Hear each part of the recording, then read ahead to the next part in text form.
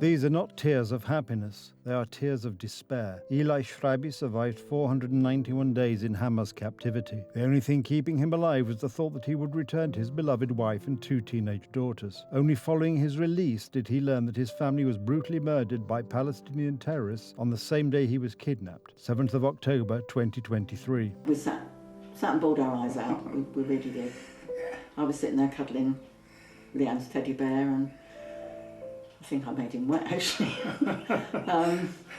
But yeah, it reminded us of what we'd lost and what it's going to be like for Ellie. Yeah. If and when he finds out. I mean, if Ellie can't imagine. The terrorists also kidnapped and murdered his brother. Eli's wife and daughters were killed by the barbarians in the hallway of their own home, into which the assassins forced their way. Yeah, we don't know whether Ellie had been taken out of the house hostage before they shot the 3 girls, but it obviously happened very, very quickly, because they had just come out of the safe room, and they were outside the safe room when they were mowed down, and the 3 of them were laid on the floor together.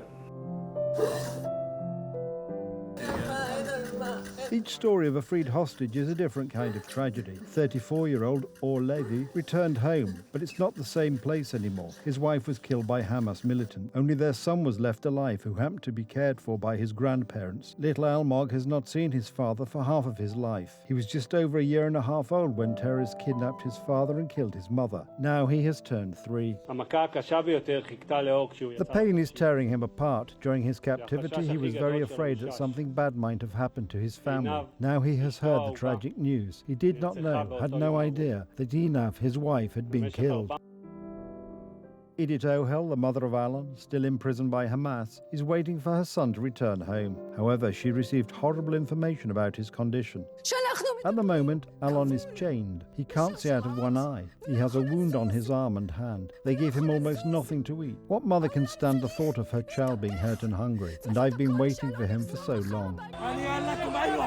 Palestinian terrorists hold hostages in inhumane conditions. They treat women who are beaten, raped, humiliated, chained to walls, starved, especially ruthlessly. And that's how they've been waiting for freedom for a year and 4 months now. This is the situation. We weren't surprised. It's something different to see it with your own eyes, but the hostages that were murdered, Eden Yerushalmi and Carmel Gat and Hirsch Goldberg Poland back in the end of August, they were also in a very, very...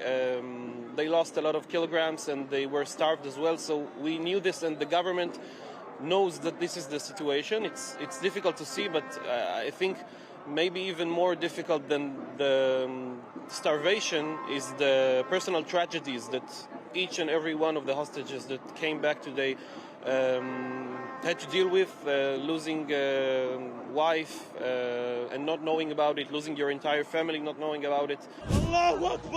On the 7th of October 2023, Hamas criminals entered Israel, brutally murdering, raping and kidnapping people, including children. For months they failed to get them back. Israel's biggest ally, America, then ruled by Democrats, acted ineffectively. It wasn't until Donald Trump negotiated a ceasefire that the hostages were released. President Trump is the greatest friend that Israel has ever had in the White House. I think he's not only making a tremendous change in the Israeli-American alliance, strengthening it beyond anything we've seen up to now, but also he's a great leader for America and for the world.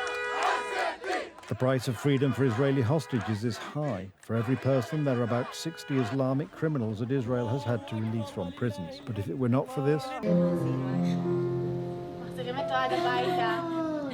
then these people who went through a real hell would never have come home.